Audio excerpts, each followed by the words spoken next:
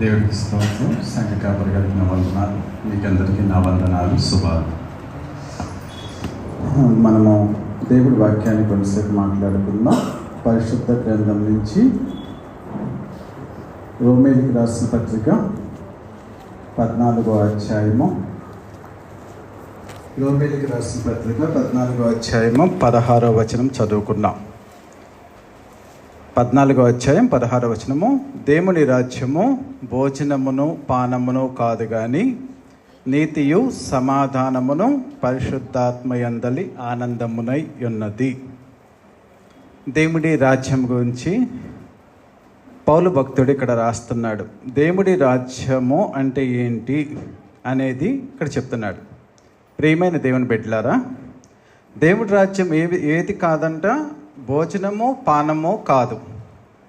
ఈ లోకంలో మనం జీవించాలంటే మనకి ఆహారం అవసరము, పానం అవసరం. కానీ దేవుడి రాజ్యంలో జీవించాలంటే ఆహారము పానీయము కాదు, కానీ అక్కడ ఉండేది, దేవుడి రాజ్యంలో ఉండేది ఏంటి? నీతి, సమాధానము, పరిశుద్ధాత్మయందలి ఆనందము.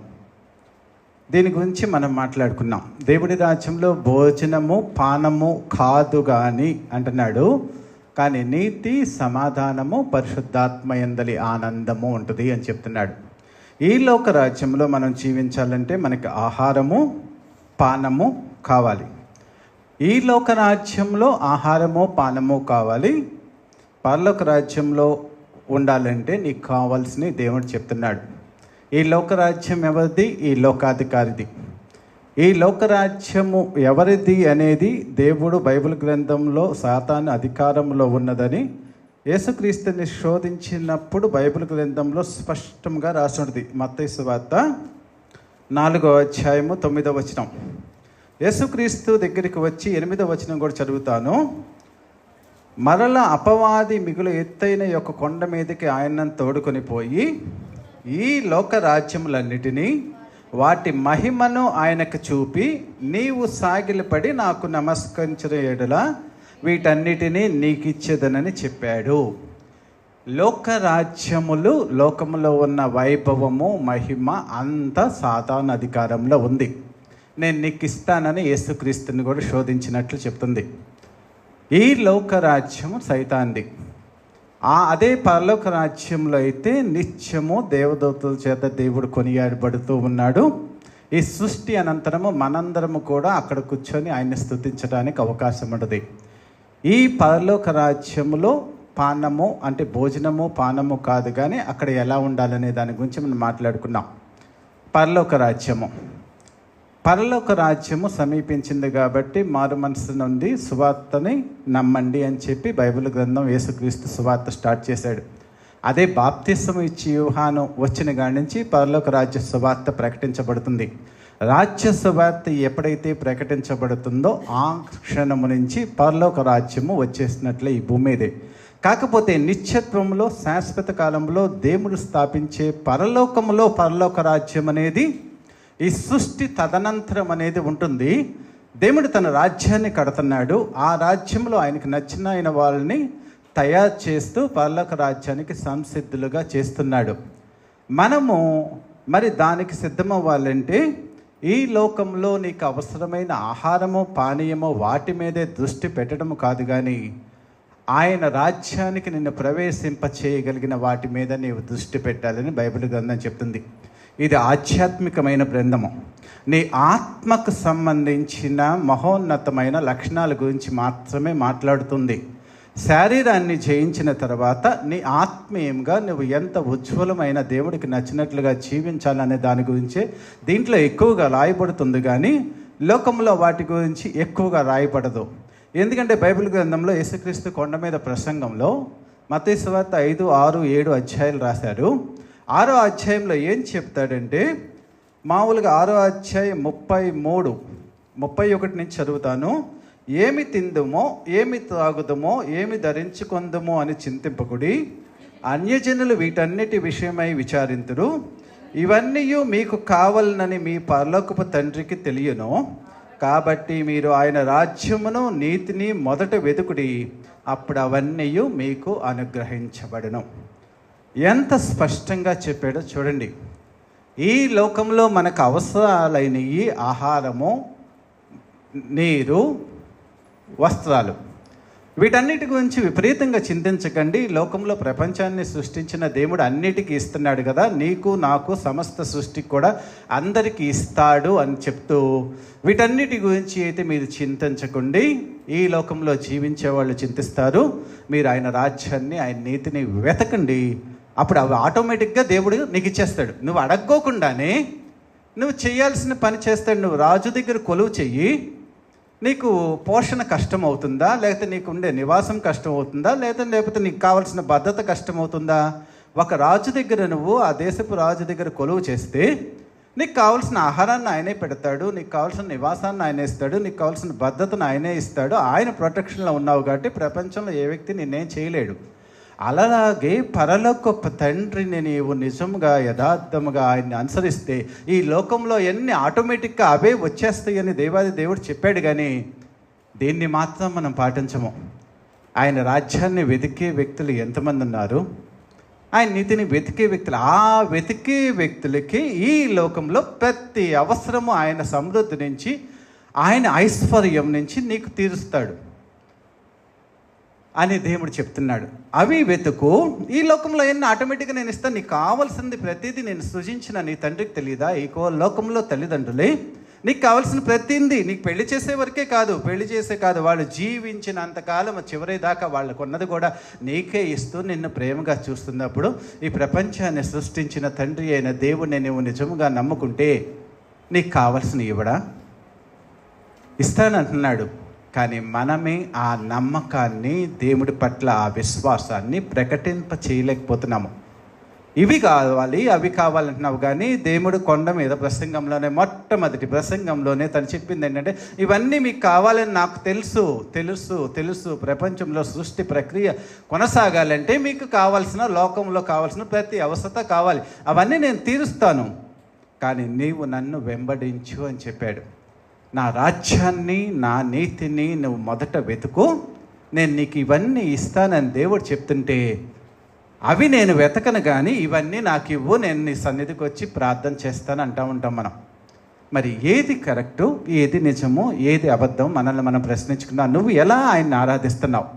ఆయన రాజ్యాన్ని, ఆయన నీతిని, ఆయన యథార్థమైన భక్తితో ఆయన్ని ఆరాధిస్తూ ఈ లోకంలో అన్నీ నువ్వు ఆయన ద్వారా పొందుకుంటున్నావా?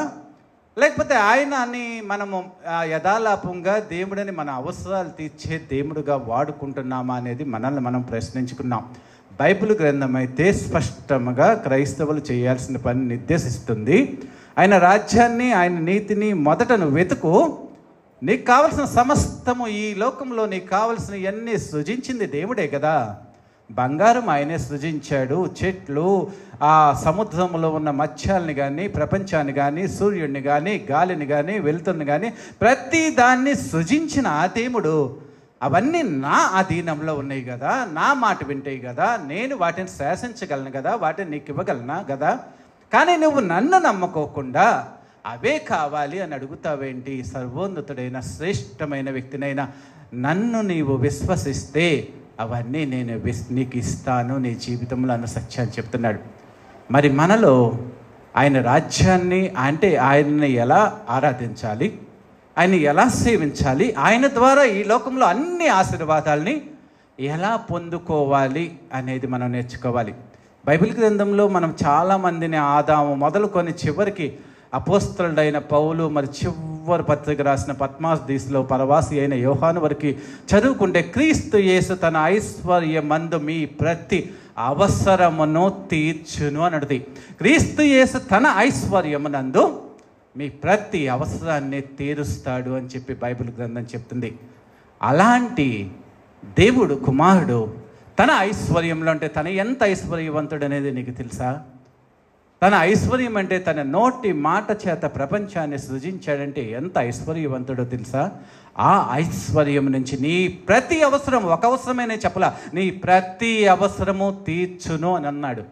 మరి అది నమ్మకం అంటే, నన్ను నా దేవుడు కాపాడగలడు అని చెప్పి ఆయన రాజ్యాన్ని ఆయన వేలను వెళ్ళిపోతూ ఉండు.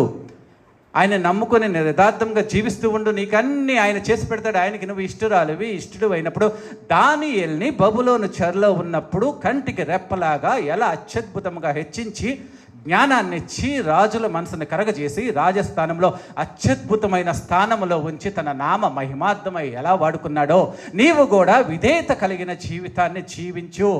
దేవుడి పాదాల జంత చేరి ఆయన నామస్మరణ చేస్తూ ప్రార్థిస్తూ విధేయత కలిగి ఇటువంటి అపవిత్రత నీ జీవితంలో కనపడకోకుండా ఆయన పట్ల యథార్థమైన భావన నీవు ఎప్పుడు కలిగి ఉంటావో ఈ లోకమనే ఆ యొక్క బబులోను చెరలో కూడా నీవు పవిత్రమైన జీవితాన్ని జీవిస్తూ ఆయనకు నచ్చిన జీవితాన్ని జీవిస్తే నీ ఆధ్యాత్మిక జీవితాన్ని పవిత్రపరుస్తూ కాపాడుతూ కూడా భౌతికమైన నీ ప్రతి అవసరాన్ని తీర్చి నిన్ను అత్యద్భుతంగా ఉంచగలిగిన దేవుణ్ణి నీవు నమ్ముకున్నావన్న సత్యాన్ని తెలుసుకో. ఈ లోకం అంటే ఏదో దేవుడి దగ్గరికి వస్తే నాకు ఆహారం ఇస్తాడు, పానం ఇస్తాడు అనేది కాదు. దేవుడి దగ్గరికి వచ్చినా రాకపోయినా కోట్ల కొలది విలాసవంతమైన జీవితాలతో తొలతూగే వాళ్ళు ప్రపంచంలో కోట్ల కొలది ప్రజలు ఉన్నారు. మరి వాళ్ళు దేవుడిని నమ్ముకోలేదు కదా, వాళ్ళకి ఇస్తున్నాడు కదా అంటే వాళ్ళకే ఇవ్వంగాలేంది నీకు ఇవ్వడా దేవుడు? సత్యాన్ని ఎరిగిన నిజాయితీని లోకంలో ఉన్న నిజమైన దేవుణ్ణి ఎరిగిన నీకు నీ దేవుడు ఇవ్వలేడా? అంటే మన నమ్మకము మన విశ్వాసము ఏ స్థాయిలో ఉంది చూడండి. దేవుణ్ణి ఎరుగని ప్రజలే అద్భుతమైన విలాసవంతమైన జీవితాన్ని జీవిస్తూ ఉంటే దేవుణ్ణి చక్రవర్తిని ప్రపంచాన్ని శాసించే దేవుణ్ణి నమ్ముకున్న నీవు నిన్ను దేవుడు వదిలిపెడతాడు అనుకుంటున్నావా? వదిలిపెట్టాడు కదా. కానీ నీవు ఆయనకి ఇష్టడు అవ్వాలి, ఆయన సన్నిధిని ఉండాలి, ఆయన చెంతను చేరి నీవే నాకు ఆశ్రయము దేవా, నీ వైపే చూస్తున్నాను, నీవు నన్ను నా జీవితాన్ని నడిపించు, కాపాడు, సంరక్షించు, ఆశీర్వదించు, నీ కృపతో నీ కటాక్షంతో నా కుటుంబాన్ని నడిపించు అని ఏ వ్యక్తి అయితే ఆయన వైపు చూసి ఆయన రాజ్యాన్ని వెతుకుతాడో, ఆయన మహిమ కోసం జీవిస్తాడో ఆ జీవితంలో అన్నీ ఆయన చూసుకుంటాడు. అలాంటి విశ్వాసాన్ని మనం కలిగి ఉండాలని దేవుడు చెప్తున్నాడు. ఆహారము పానీయము కాదు, కానీ దేవుడి యొక్క రాజ్యం అంటే ఏంటంటే, దేవుడి రాజ్యం అంటే నీతి మరియు సమాధానము, పరిశుద్ధాత్మ యందలి ఆనందము. నీతి. దేవుడి రాజ్యం అంటే నీవు దేవుణ్ణి ఎప్పుడైతే నమ్ముకున్నావో ఆయన రాజ్యం గురించి వెంబడిస్తూ పర్లోక రాజ్యానికి ప్రయాణాన్ని బిగించేసినట్లు. ఈ లోక రాజ్యము అపవాదిది. ఆ చీకటి రాజ్యం నుంచి ఎప్పుడైతే నీవు దేవుణ్ణి నీ రక్షకుడుగా అంగీకరించావో ఆ దినము నుంచి ఆయన రాజ్య ప్రయాణంలో ఉండి ఆయన రాజ్యవాసుడవుతానికి యేసుక్రీస్తు కృపతో పరిశుద్ధాత్మ సహవాసంతో నువ్వు ప్రయాణాన్ని ప్రారంభించినట్లు.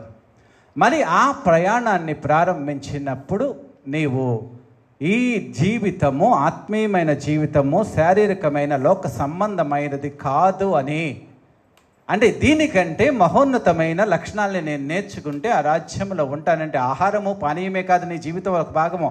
ఒక మనిషి బ్రతకడానికి చివరిదాకా ఆహారము పానీయము అవసరమే, కానీ దానికంటే నీ ఆత్మీయ జీవితంలో నీ ఆత్మ మహోన్నతమైన దేవుడి లక్షణాలని పునికి పుచ్చుకోవాలి అనే సత్యాన్ని బైబిల్ గ్రంథంలో దేవాది దేవుడు చెప్తాడు.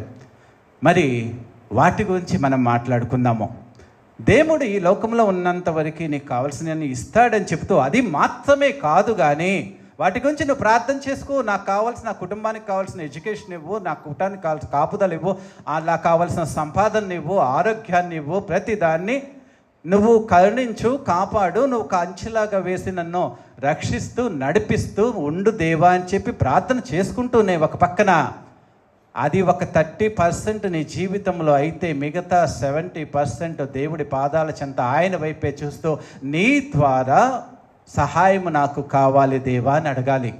అప్పుడు దేవుడు తన ఐశ్వర్యం నుంచి నీకు కావాల్సిన ప్రతిదీ ఇస్తాడు.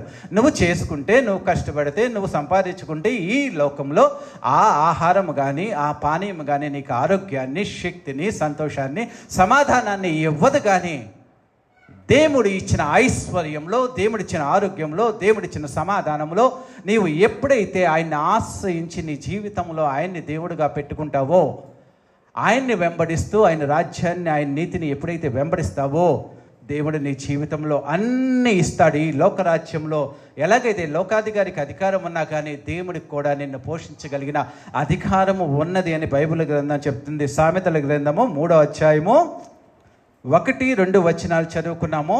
సామెతల గ్రంథము 3వ అధ్యాయం 1-2. నా కుమారుడా, నా ఉపదేశమును మరువకము, నా ఆజ్ఞలను హృదయపూర్వకంగా గైకొనుము. నా ఆజ్ఞలను హృదయపూర్వకంగా గైకొనుము. ఇక్కడ మత్తయి సువార్త 6వ అధ్యాయంలో ఏం చెప్తున్నాడు? అవన్నీ కాదు కానీ నీవు నా రాజ్యాన్ని, నా నీతిని వెతుకు, అవన్నీ నేను నీకు ఇస్తాను అంటున్నాడు.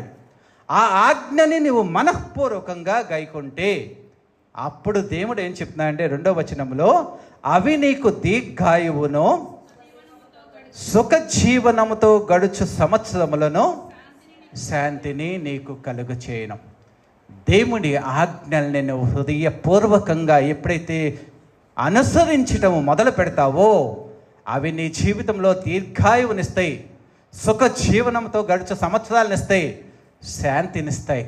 ఒక మనిషికి ఇంతకంటే గొప్ప ఏం కావాలి? నీవు నా రాజ్యాన్ని, నా నీతిని వెతుకు, నీకు అన్నీ ఇస్తానంటున్నాడు.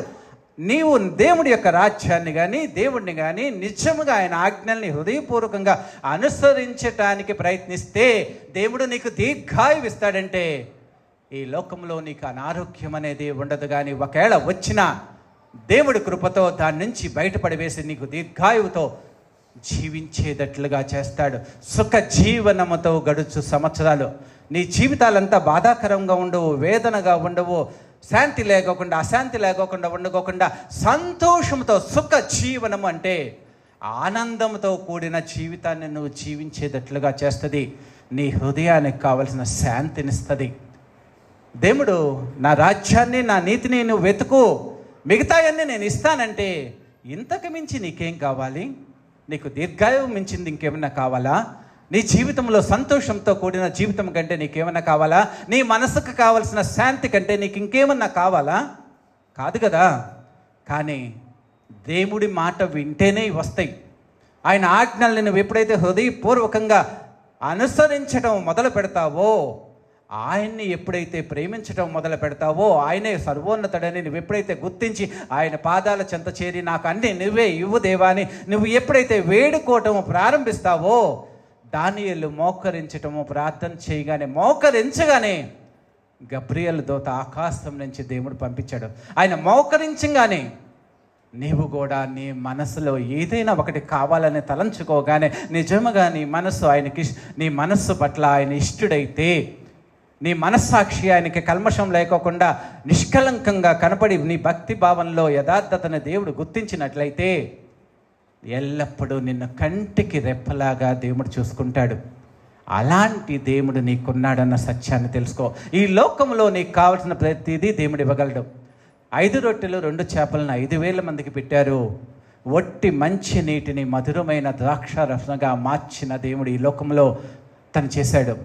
అలా ఎన్నో ఎన్నో ఎన్నో ఎన్నో దేవుడు చేసి సాక్షాత్తము మీకందరికీ అర్థమయ్యేటట్లుగా చెప్పి, నేను ఈ లోకంలో మీకు కావాల్సిన ప్రతిదీ ఇవ్వగలను, చివరికి మరణం మీద కూడా నీకు విజయాన్ని ఇవ్వగలనని నీకు చెప్పి భరోసా ఇచ్చి తను మృత్యుంజయుడిగా లేచి తను సాక్షాత్తంగా జీవించి, అందుకని నీవు నా రాజ్యాన్ని, నా నీతిని వెతుకు అని చెప్పి మాదిరిగా ఉండిల్లాడు. మరి అలాగూ మనం ఆయన రాజ్యాన్ని, నీతిని మొదట వెతుకుతున్నామా లేదనేది పరిశీలిద్దాం. ఇక్కడ ఈ దేవుడి రాజ్యం అంటే ఆహారము పానము కాదు, కానీ నీతి, సమాధానము, పరిశుద్ధాత్మ యందలి ఆనందము.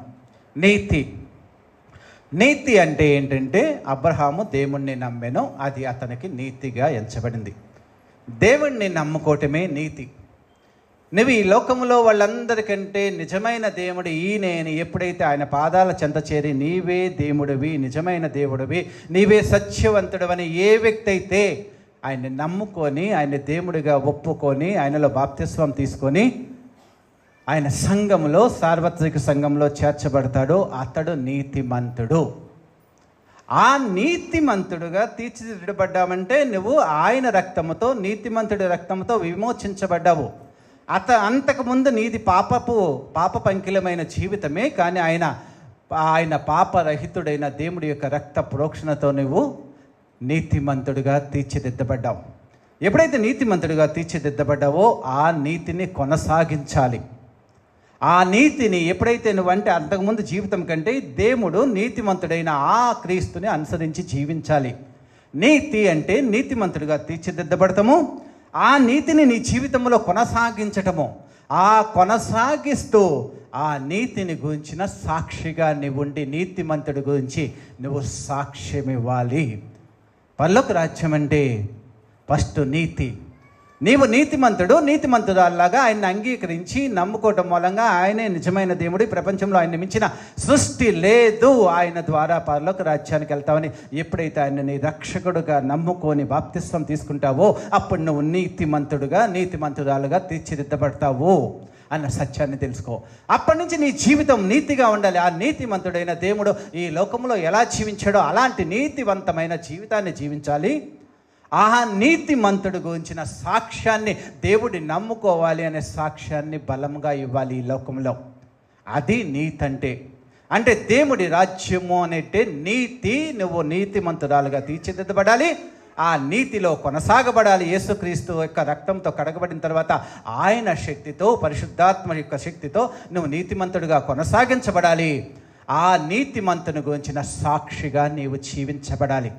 అంటే నీవు మార్పు చెందటము, మార్పు చెందిన జీవితాన్ని నువ్వు అనుసరించటము, ఆ మార్పు చెందించిన నీతిమంతుడి గురించిన ప్రకటించటము అనేది నీవు చేయాలి అని దేవుడు చెప్తున్నాడు. రెండోది సమాధానం. దేవుడు ఈ లోకానికి ఎందుకు వచ్చాడో తెలుసా? మనం దేవుడితో అసమాధానమైన స్థితిలోకి వెళ్ళిపోయాం. దేవుడితో సమాధానం లేదు. ఎందుకంటే ఆయన చెప్పినట్లు జీవించుకోకుండా మన ఇష్టానుసారమైన జీవితం జీవిస్తుంటే తన ప్రియమైన కుమారుని లోకానికి పంపించి నీ కొరకు నా కొరకు సిలువలో చనిపోవటం మూలంగా ఆయన వెల చెల్లించి నీకు నాకు సఖ్యతని ఏర్పాటు చేశాడు. సమాధాన బంధాన్ని దేవుడికి మనకు ఏర్పాటు చేశాడు. అలాంటి సమాధానకర్త అయిన యేసుక్రీస్తుని నీవు నీ రక్షకుడుగా అంగీకరించాలి. తిమోతికి రాసిన 2వ పత్రిక 2వ అధ్యాయం 4వ వచనము. తిమోతికి రాసిన 2వ పత్రిక 2వ అధ్యాయము మొదటి పత్రిక 2వ అధ్యాయము 4వ వచనము. ఆయన మనుష్యులందరూ రక్షణ పొంది సత్యమును గూర్చిన అనుభవ జ్ఞానము గలవారయుండి ఎన్న నిశ్చయించుచున్నాడు. దేవుడొక్కడే, దేవుడికి నరులకును మధ్యవర్తియు ఒక్కడే, ఆయన క్రీస్తు యేసును నరుడు. ఆయన అందరి కొరకు విమోచన క్రయధనముగా తన్ను తానే సమర్పించుకొనెను. యేసుక్రీస్తు ఈ లోకానికి వచ్చి తండ్రికి నీకు సమాధానకర్తగా, మనకి మధ్యన సమాధానకర్తగా తన విలువైన ప్రాణాన్ని చెల్లించాడు. ఆ సమాధానాన్ని అంటే ఇద్దరి మధ్యన సమాధానం ఉండాలంటే ఆ సమాధానకర్త అయిన దేవుడు నీ మధ్యన ఉండాలి. యేసుక్రీస్తు నీ జీవితంలో సమాధానకర్తయగు దేవుడు అంటే ఆ సమాధానకర్త అయిన దేవుణ్ణి నీ జీవితంలో కలిగి ఉండి నీవు దేవుణ్ణి కలిగి ఉండాలి. ఆత్మఫలంలో ఒక ఫలం ఏంటో తెలుసా? నువ్వు పరిశుద్ధాత్మలు పొంది ఉంటే సమాధానాన్ని కూడా కలిగి ఉంటావు, సహోదరులతో సమాధానం కలిగి ఉంటావు, కుటుంబ సభ్యులతో సమాధానం కలిగి ఉంటావు. అన్ని సమాధానము కలిగి ఉండి కూడా నీవు మళ్ళా ఆ సమాధాన సువార్తని ప్రపంచానికి చెప్పటానికి ప్రయత్నిస్తావు అన్న సత్యాన్ని తెలుసుకో. పరలోక రాజ్యంలో యొక్క ఆ జ్ఞానాన్ని నువ్వు కలిగి ఉన్నావంటే సమాధానకర్త అయిన దేవుణ్ణి ఎదిగి ఉంటావు. యేసుక్రీస్తు ద్వారా నాకు సమాధానం వచ్చి ఉందని నీవు కూడా దేవుడి యొక్క పరిశుద్ధాత్మల వల్ల సమాధానం అనే ఆత్మ ఫలాన్ని పొంది మన వాళ్ళందరితో సమాధానాన్ని కలిగి ఉంటావు. మరలా మూడోది ఏం చేస్తావంటే కొరింథీయులకు రాసిన 2వ పత్రిక 5వ అధ్యాయము 17వ వచనము నుంచి నేను చదువుతాను. కొరింథీయులకు రాసిన 2వ పత్రిక 5వ అధ్యాయం నుంచి 17. ఇదిగో కాగా ఎవడైనను క్రీస్తు యందున్న ఎడల వాడు నూతన సృష్టి, పాతవి గతించను, ఇదిగో క్రొత్తవైన సమస్తమును వలనను దేవుని వలనైనవి. ఆయన మనల్ని క్రీస్తు ద్వారా తనతో సమాధానపరచుకొని ఆ సమాధాన పరిచర్యను మాకు అనుగ్రహించెను. దేవుడు సమాధానపరుచుకున్నాడు, మళ్ళీ ఆ సమాధాన పరిచర్యని మాకు ఇచ్చాడు అని చెప్తున్నాడు పౌలు భక్తుడు. అదే సమాధాన పరిచర్యను కూడా మీకు ఇచ్చాడు. అయ్యో దేవుడికి అవిధేయతగా జీవిస్తున్నారు, దేవుడికి మీకు సమాధాన స్థితి లేదు, మీరు ఆ దేవుడితో సమాధాన పడండి అని చెప్పి ఎవరైతే లోకంతో జీవిస్తున్నారో వాళ్ళందరికీ ఆ సమాధాన సువార్తను గూర్చిన పరిచర్య చేసేవారై ఉండాలి అని దేవుడు చెప్తున్నాడు. మరి అదే తర్వాత వచనాలు, అదేమనగా దేవుడు వారి అపరాధములను వారి మీద మోపక క్రీస్తునందు లోకమునకు తనతో సమాధానపరచుకోవచ్చు ఆ సమాధాన వాక్యమును మాకు అప్పగించెను. కావున దేవుడు మా ద్వారా వేడుకొనినట్లు మేము క్రీస్తుకు రాయబారులమై దేవునితో సమాధానపడుడని క్రీస్తు పక్షముగా మిమ్మల్ని బ్రతిమలాడుకొనుచున్నాము. దేవుడితో సమాధానపడండి. బాప్తిసం తీసుకోవటానికి ముందే కాదు సమాధానం. నీ జీవితంలో ఈరోజు కానీ నిన్న కానీ ఏదైనా దేవుడికి వ్యతిరేకమైన పని చేస్తే ఆ వ్యతిరేకమైన పనిని కూడా దేవుడి ఎదురుగా ఒప్పుకొని దేవుడితో సమాధాన పడటానికి నువ్వు ప్రయత్నించాలి. దేవుడితో సమాధానపడండి, దేవుడితో నమ్మకంగా ఉండండి, యథార్థంగా ఉండండి, విధేయతగా ఉండండి అని రాయబారులాగా దేవుడితో సమాధానపడండి అని 2000 సంవత్సరాల నుంచి దేవుడి యొక్క రాజ్య సువార్త ప్రకటించబడుతుంది.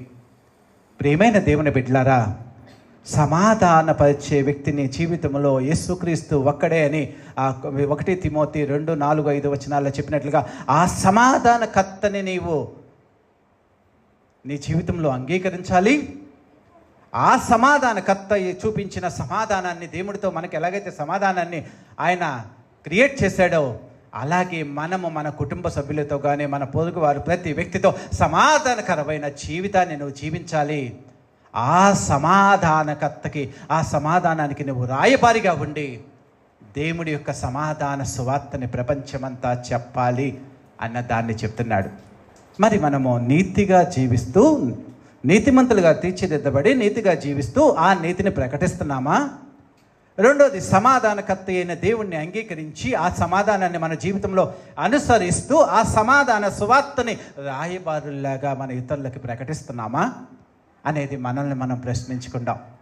మూడోది, పరిశుద్ధాత్మ యందలి ఆనందం. దీని గురించి చెప్పిన అర్థం కావాలంటే ఎంతో ఆత్మీయమైన పరిజ్ఞానం ఉండాలి. పరిశుద్ధాత్మ యందలి ఆనందం. పరిశుద్ధాత్మ పొందిన వ్యక్తులకి ఇది అర్థమవుతుంది, మామూలు వ్యక్తులకి అర్థం కాదు. పరిశుద్ధాత్మ సహవాసము, అన్యోన్య సహవాసంతోనే పరిశుద్ధాత్మనే పొంది ఉండకపోతే ఆ పరిశుద్ధాత్మలో ఆనందించటము ఎలాగూ అనేది అర్థమవుతుందా? మిమ్మల్ని మీరు పరిశీలించుకోండి. మన కలెక్టర్ల కాన్ఫరెన్స్ జరిగింది. ఆ కాన్ఫరెన్స్లో మేధావులైన ఐఏఎస్లు, ఐపీఎస్లు మాట్లాడుతుంటే కొంతమంది మినిస్టర్లు, చదువు రాని వ్యక్తులకి వాళ్ళు చెప్పేది ఏమీ అర్థం కావట్లా. ఎందుకంటే పరిశుద్ధాత్మ యందలి ఆనందం అంటే పరిశుద్ధాత్మని పొందిన వ్యక్తులు దాంట్లో సంతోషపడి ఆ ఆత్మీయ జీవితంలో ఉన్న మనోహరమైన దేవుడు సాక్షాత్కరించుకుంటూ దేవుడి ప్రత్యక్షతని, దేవుడి మాటల్ని వింటూ ఆనందించే జీవితము అని చెప్పుకోవాలి. దేవుడు నీకు ప్రత్యక్షమవుతాడు, దేవుడు నీతో మాట్లాడుతూ ఉంటాడు ప్రతి సెకను. అది పరిశుద్ధాత్మ యందలి ఆనందం అంటే. మనం బైబిల్ గ్రంథం చూసినట్లయితే యేసుక్రీస్తు శిలువ మీద చనిపోతూ ఉంటాడు. ఆ క్షణంలో కూడా తండ్రితో మాట్లాడుతూ, తండ్రితో సహవాసం చేస్తూ, తండ్రి యొక్క ముఖాన్ని చూస్తూ తన ఆత్మని దేవుడికి అప్పగించాడు.